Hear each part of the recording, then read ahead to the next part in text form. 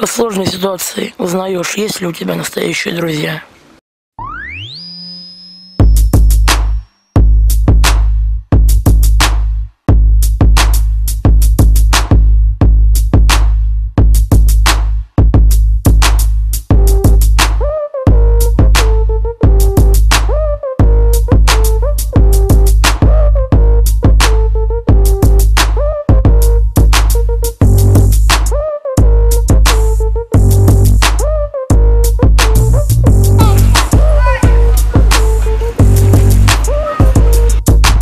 Отец научил быть сильным, мать научила быть гордым, а братва ничему не учила.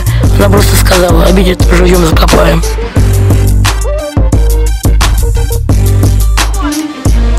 Я тренируюсь не для того, чтобы сломать всех, а не дать сломать себя.